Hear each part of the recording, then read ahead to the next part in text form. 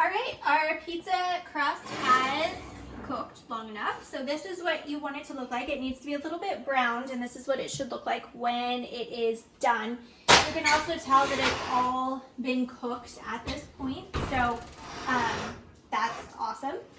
And it's ready for us to put our toppings onto it.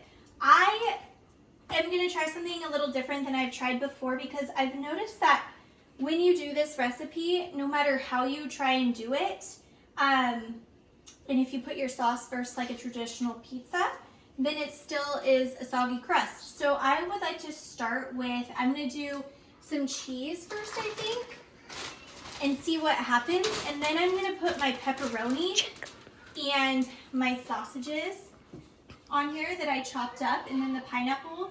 And I might put the sauce somewhere in between there. So first of all I'm going to do here is I'm just going to start sprinkling a ton of cheese on, because we like cheese.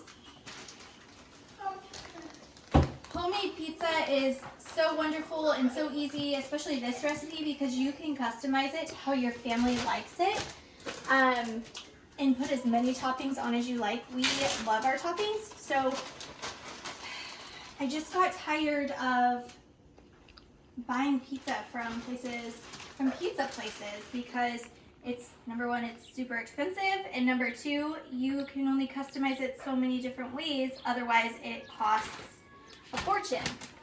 All right, I'm gonna also sprinkle on some of this. I found that the quattro formaggio and the Parmesan just give it a really good, a little bit of a saltier flavor, and they contrast really well with the pineapple.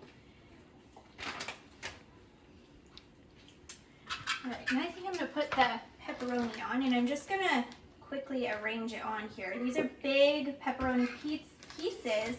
I found these at my local grocery store, and really they were perfect for sandwich slice pepperonis.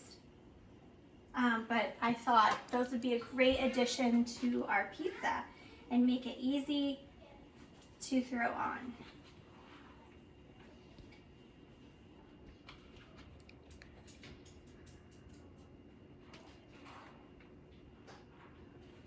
All right, I'm gonna add my sauce on now. This is just my homemade white sauce, and white sauce is really easy, pasta white sauce, to make. It's just butter and flour.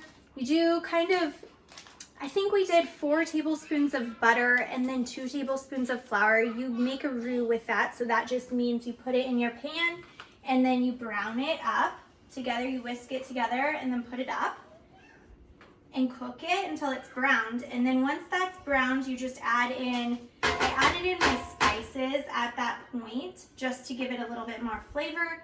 The spices that we used were Italian seasoning, garlic, salt, pepper. I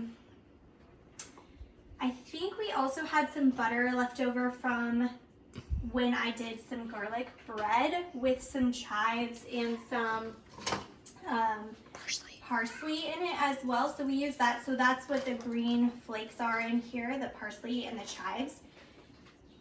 I like to save my butter from garlic bread. It just gives it that much more flavor when you go to use it in other recipes. And then of course you add your milk, or your half and half, or your heavy cream, whatever you have on hand. And then you stir it around and let it thicken. Okay, the last thing I'm gonna add here is some pineapple. Sorry, not the last thing. I'm gonna add the pineapple, and then after that, I'm gonna add a little bit more cheese on top. And then I'm gonna stick it back in the oven for probably about 8 minutes or so and let it